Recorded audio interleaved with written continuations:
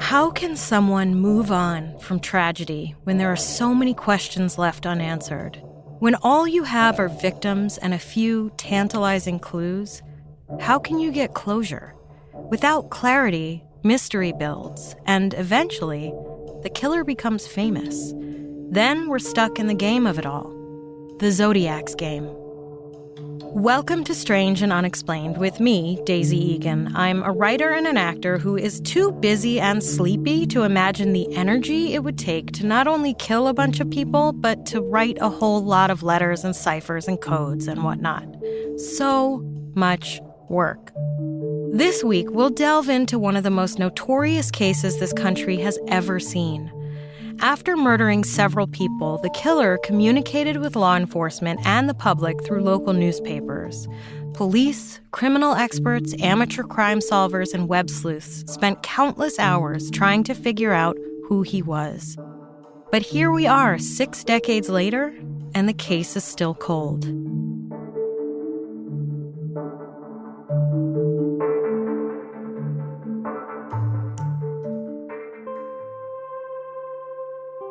At this point, you probably already know the story of the Zodiac Killer. It is True Crime 101. I don't like to dwell on gruesome details, but I'll go over the story for those of you in the back who might not have been paying attention. On December 20th, 1968, 16-year-old Betty Lou Jensen and 17-year-old David Faraday were on a first date, parked at a makeout spot on Lake Herman Road in Benicia, California, about 40 minutes north of San Francisco, when they were shot and killed. A newspaper report said they'd only been parked for a few minutes when they were attacked, though how the reporter could have possibly known that, I have no idea. Betty Lou was shot 5 times as she tried to run away. David was shot just once. A little more than 6 months later, just after midnight on July 5th, 1969, and less than 4 miles away, another young couple was shot in their car in Blue Rock Springs Park in Vallejo, California. 22-year-old Darlene Farron left behind a husband and baby, while her companion in the car that night, 19-year-old Mike McGough, improbably survived the attack despite being shot multiple times. Less than an hour after the attack, police in Vallejo received a phone call. The caller spoke in a low, monotone voice and said, "I want to report a murder. If you will go 1 mile east on Columbus Parkway, you will find kids in a brown car. They were shot with a 9mm Luger. I also killed those kids last year. Goodbye." When the call was traced, they found it had been placed just blocks from the station. I don't know what police did after getting that call. What could they have done? Darlene and Mike had already been found by what the police report identified as 3 young hippie types, which I can only assume meant they were wearing headbands, love beads, and bell-bottoms and said things like, "Far out, man." At any rate, the phone call was a tantalizing breadcrumb leading to exactly nowhere. It is impossible to know why the killer made that call. One would like to think his conscience was starting to weigh on him. Mike McGough reported that while he and Darlene were parked, a car pulled into the lot and immediately left. He said it was the same car that came back a few minutes later from which the shooter emerged. For some reason, it makes me feel better to imagine that the killer was fighting his urges. I don't know why that makes me feel better. It didn't end up stopping him. Is that weird? That I'm comforted by the idea that maybe this guy had human emotions somewhere? Or should that make it worse? If he wasn't 100% monster, does that mean that any of us are capable of this kind of thing? And really, who the hell knows why he left and came back? Or why he made that call? Anyway. Apparently, the phone call didn't scratch whatever was itching this guy because a few weeks later, by late July, he had sent a letter to the Vallejo Times-Herald, the San Francisco Chronicle, and the San Francisco Examiner. All 3 letters were handwritten in nearly identical handwriting, and all 3 papers published the letter on August 1st, 1969. The letter read, "Dear Editor, this is the murderer of the 2 teenagers last Christmas at Lake Herman and the girl on the 4th of July. to prove I killed them, I shall state some facts which only I and the police know. The author of the letter went on to state those facts and ended with this warning.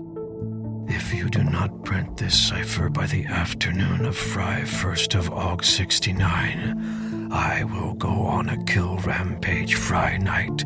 I will cross around all weekend, killing lone people in the night, then move on to kill again until I end up with 12 people over the weekend.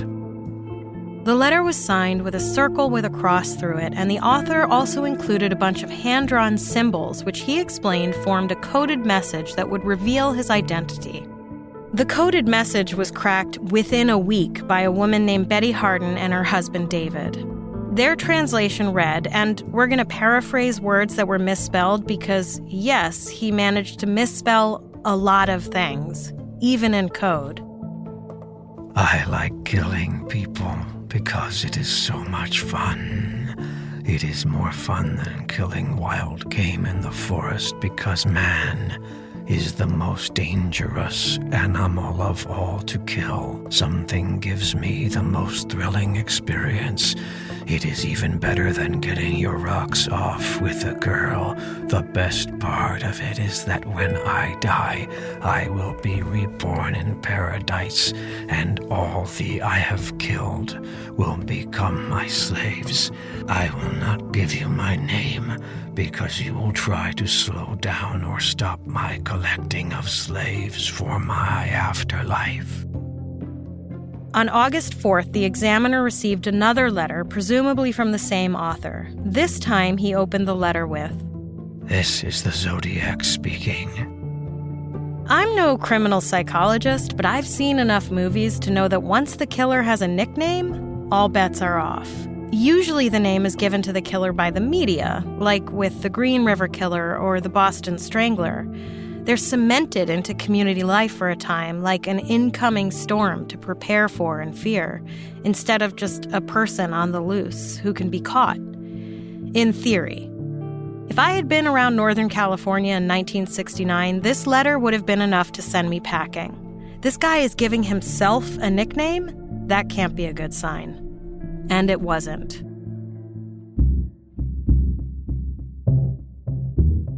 Less than 2 months later, the so-called Zodiac struck again. This time, in broad daylight, he attacked another young couple on the shore of Lake Berryessa in Napa County.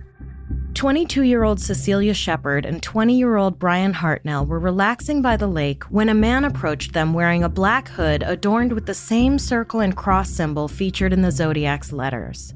He bound the couple with clothesline, told them he was going to rob them and leave, but then attacked them with a 12-inch knife. After stabbing them both, he drew the circle with the cross through it on the door of Brian's car, along with the dates of the 2 previous murders, and then added, as if keeping a tally, September 27, 69, 6:30 by knife, in black marker, and then, once again, called the police to report what he had done. I want to report a murder. No, a double murder. They are 2 miles north of park headquarters. They were in a white Volkswagen Carmen Ghia. The dispatcher asked his location, and he only replied, I'm the one who did it. Cecilia fell into a coma and died 2 days later. Brian survived. Brian surviving the attack could have meant the end for the Zodiac, except that he had chosen that time to wear a hood. Again, who knows why he made that decision? Maybe it was because he wanted to be able to attack during the day and knew his chances of being identified would be higher than at night. Maybe it was because he chose to use a knife that time instead of a gun, so he would have to get closer to his victims. Maybe it was because a prior victim had survived his attack. Maybe he had planned to confront his victims ahead of time and wore the hood for theatrics as an extra scare tactic. I hate to say it, but one would think that someone like this might be a little more careful not to leave 2 of his 6 victims alive. Then again, I don't know what murdering people does to the nervous system. It's possible he attacked and then got struck by a healthy dose of his own fear endorphins and got the hell out of there before finishing the job. I don't know, and frankly, I'm glad I don't. I have enough problems not to have to deal with empathizing with a psycho. Just about 2 weeks later, on the evening of October 11th, 1969, witnesses called police to report that a cab driver had been shot in his cab in the wealthy San Francisco neighborhood of Presidio Heights.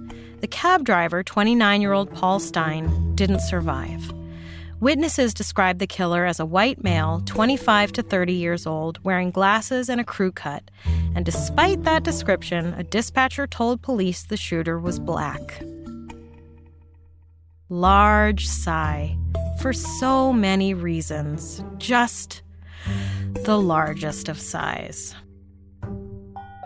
For all we know, while police were running around looking for a black man, the Zodiac was standing right in front of them. Of course, police didn't know they were looking for the same man who had committed the 3 Lovers Lane killings. This murder, after all, didn't fit that pattern at all. Police figured it was a standard robbery until 2 days later when the San Francisco Chronicle received another letter from the Zodiac. This is the Zodiac speaking. I am the murderer of the taxi driver over by Washington and Maple Street last night. To prove this, here is a blood-stained piece of his shirt. According to the website Zodiac Killer Facts, quote, the letter went on to chastise police for failing to capture him near the scene, end quote, and then ended with a truly terrifying threat. School children make nice targets. I think I shall wipe out a school bus some morning. Just shoot out the front tire and pick off the kiddies as they come bouncing out.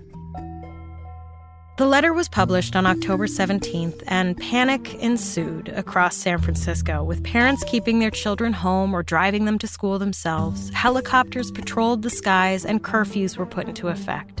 The whole mood changed as people naturally didn't know what horror they might expect next. And then, after whipping all of Northern California into an absolute panic, it stopped. As far as the official record goes, Paul Stine was the Zodiac's final victim. No more killings, no children being picked off as they came bouncing out of a school bus, no more letters, no more Zodiac. Of course, no one knew that was the end, and the damage had already been done, with 5 people dead and a city terrorized. The hunt was on for the Zodiac Killer. The late 60s and 70s in California was a wild time. Right on the heels of the so-called Summer of Love of 1967, whose West Coast heart was in San Francisco's Haight-Ashbury neighborhood, came the horror that was Charles Manson and his cult of followers, the Santa Rosa hitchhiker killer, the Golden State Killer, and the Doodler. And that was just in California. Oddly enough, the Zodiac was middling compared to these other killers. When I mentioned the Zodiac to my partner, he said, "Oh yeah, he terrorized San Francisco for decades." To be fair, my husband is not a true crime fanatic, but still, the truth is that the Zodiac's reign of terror was actually less than a year. And while 5 people murdered is 5 people too many, it's still far fewer than the other notorious serial killers could claim. And yet, there are dozens of books, movies, and podcasts devoted to him. What captured the country's attention were the theatrics, the calls and letters, the demands to be published in the paper, the symbols, the taunting. The killer seemed so close and yet just out of reach.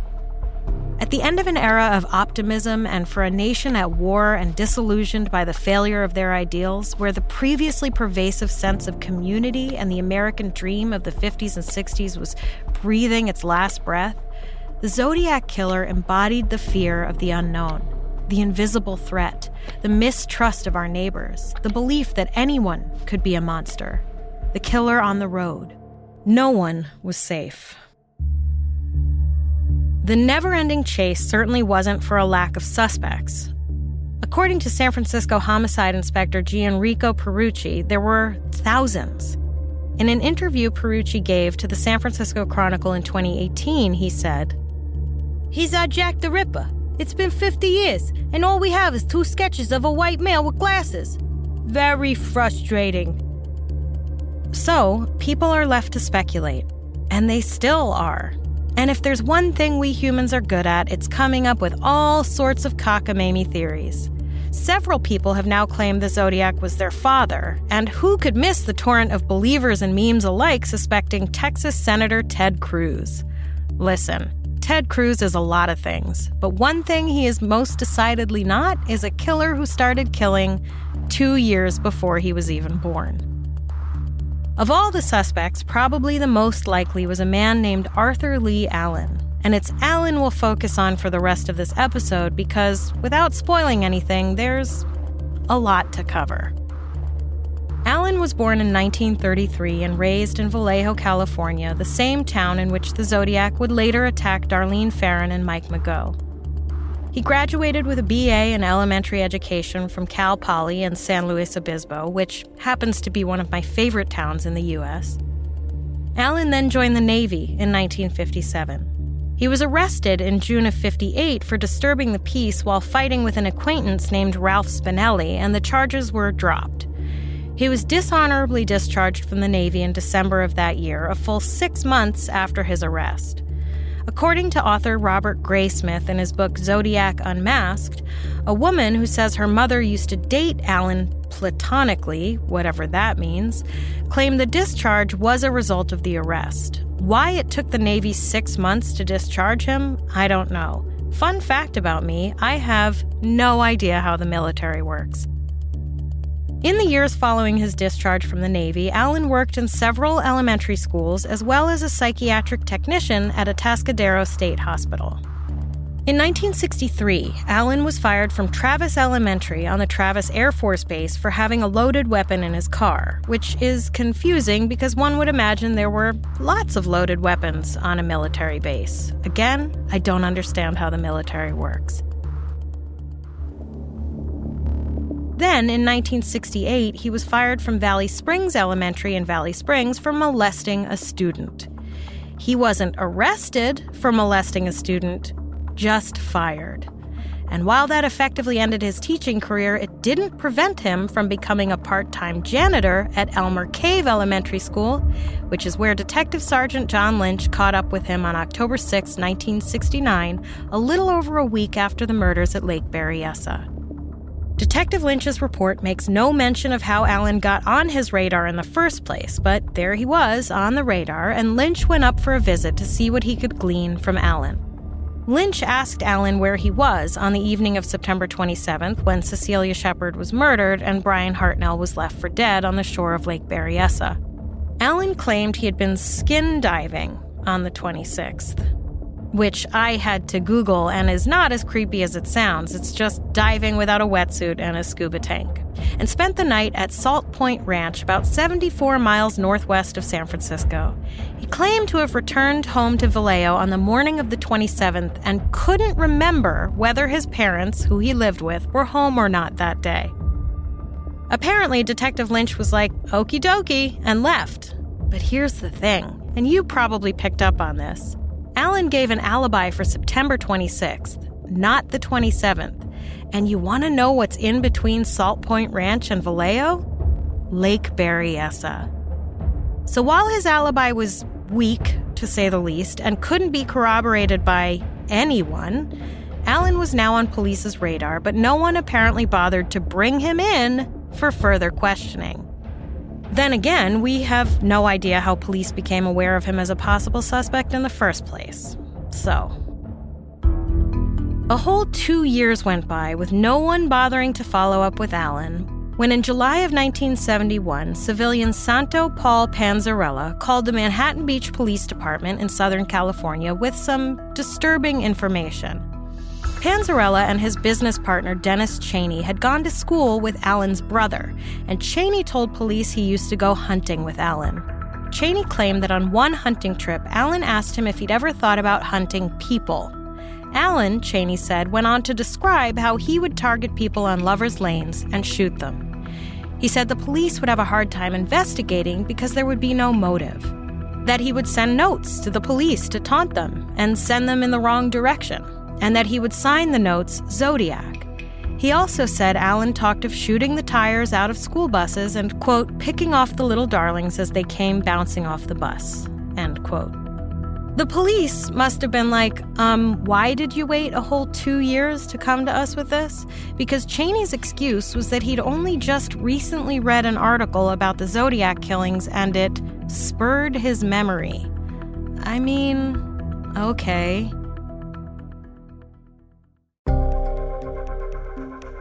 Wasting no time, after wasting 2 years of time, police followed up on this lead and began digging into Alan's past. What they found was disturbing, to say the least. Apparently, Alan's dismissal from his elementary school job for molesting students was not the only time he'd been caught being sexually inappropriate with children.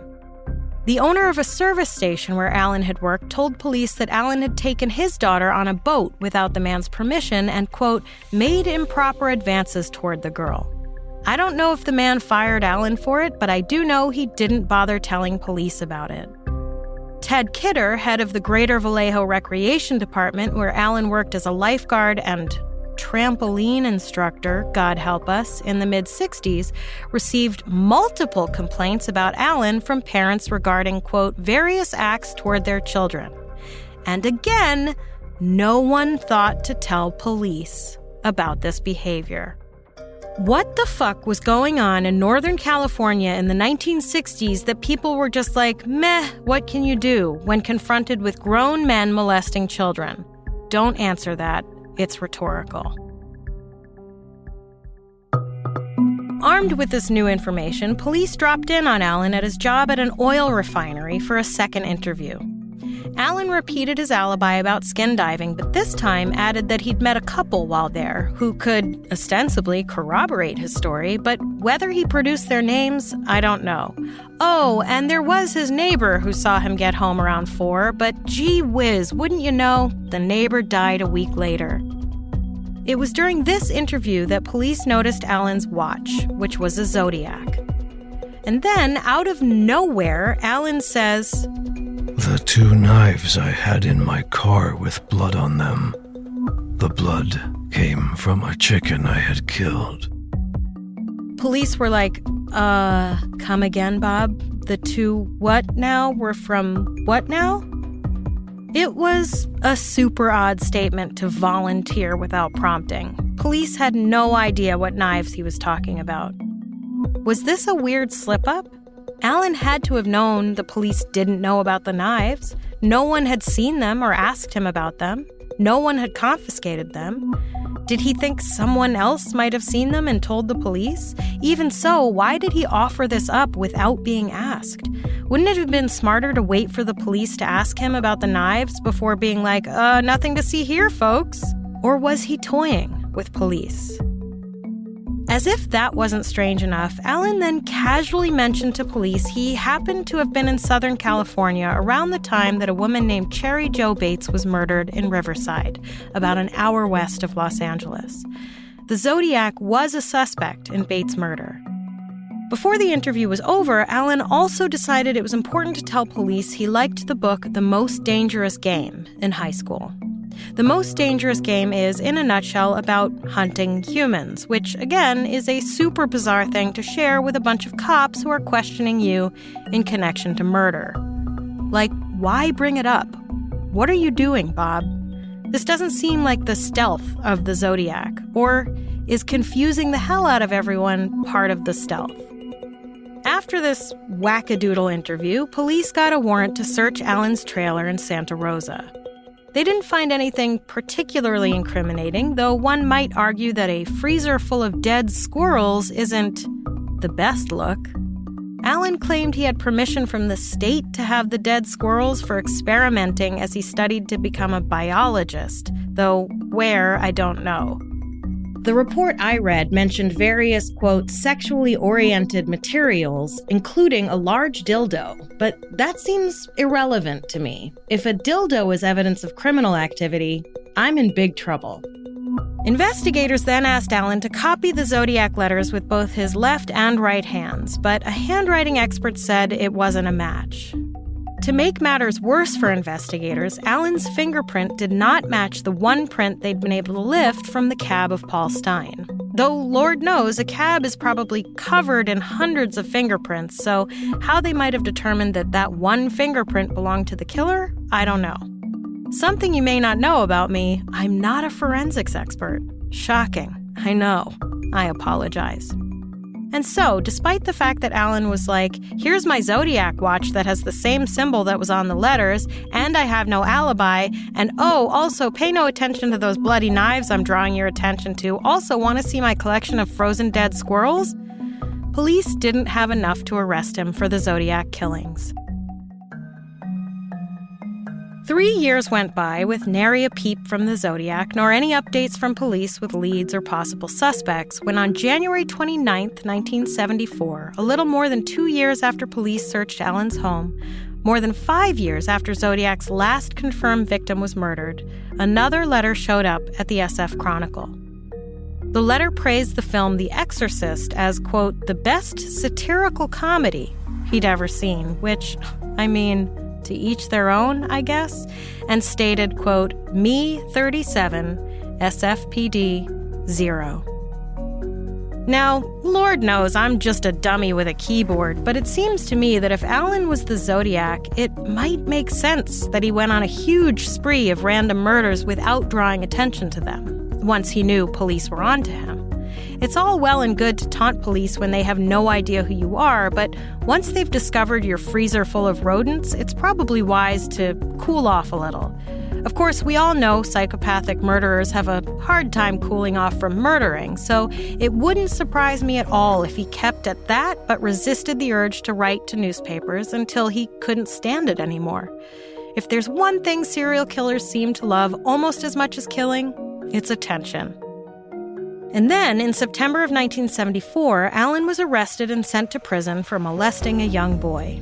While in prison, Alan was administered a lie detector test about his suspected involvement in the Zodiac murders. He apparently passed with flying colors, which doesn't mean much because we all know lie detector tests are garbage, and if there's one thing sociopaths are really good at, it's not getting worked up over anything. It's kind of their thing. Alan was released in August of '77 and went back to live in his mother's basement. And I'm going to go ahead and give that a big old grade of not today, Bob. I don't care who you are. You could be Mother Teresa, but once you've molested children, you're not staying in my basement. Not today, not never. In April of 1978, the Chronicle received one last letter, but this one was different in tone and handwriting, and it turned out Detective David Toschi, one of the lead investigators on the Zodiac case, wrote the letter himself, which is just like, what, dude? Why? He never gave a satisfactory reason as to why he did it.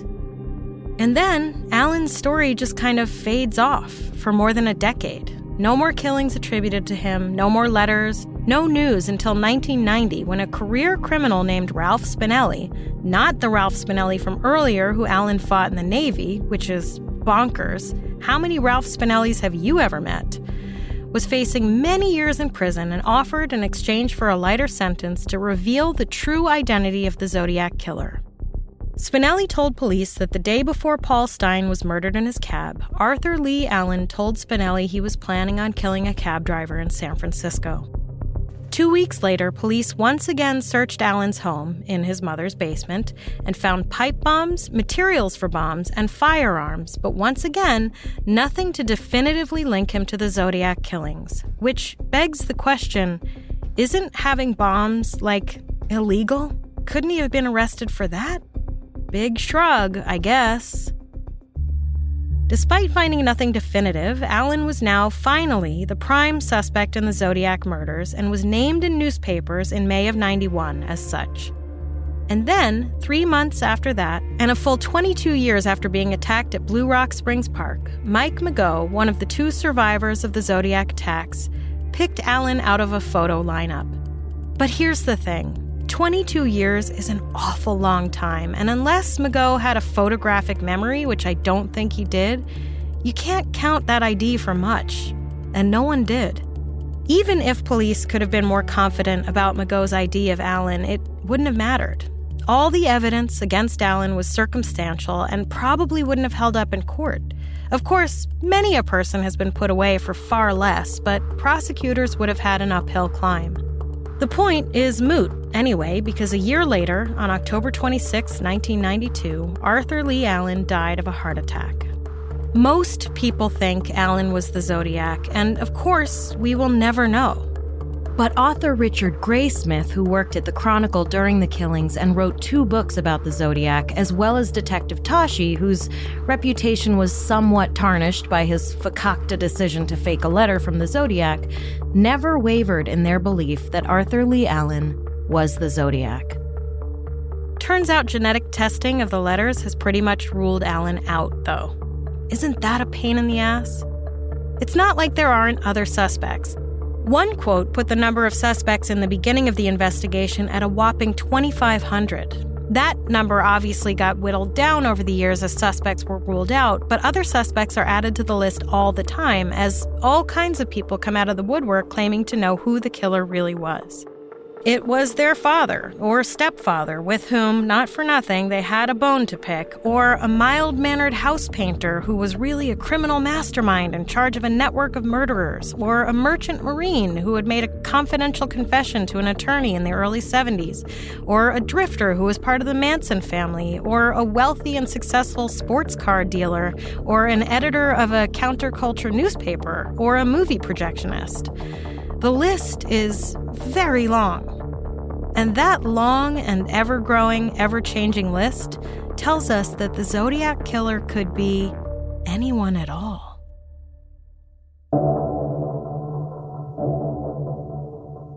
Next time on Strange and Unexplained, a legend more than 100 years old whose origins are dubious, but whose infamy lives on to this day, the Bell Witch of Tennessee. We have a lot of fascinating and bizarre stories to share with you this season, but we want to hear your episode suggestions as well. If you have an idea for something we should cover, whether it's a well-known case or something that happened in your town that the world hasn't heard about yet, go to our website, strangeandunexplainedpod.com, and fill out the contact form. Strange and Unexplained is a production of the Obsessed Network and is produced by Becca DiGregorio and Natalie Grillo. This episode was written by me, Daisy Egan, edited by Eve Kerrigan, and researched by Jess McKillop. Our audio editor and mixer is Jennifer Swatek. Our voice actor for this episode was Luther Creek. Our social channels are run and managed by Amy Sapp. A complete list of our sources for each episode is available on our website. If you like our show, help us out by rating and reviewing us on Apple Podcasts. Follow us on Instagram and Twitter. We are at SNUPod. And check out the Strange and Unexplained with Daisy Egan Facebook group to join in the conversation.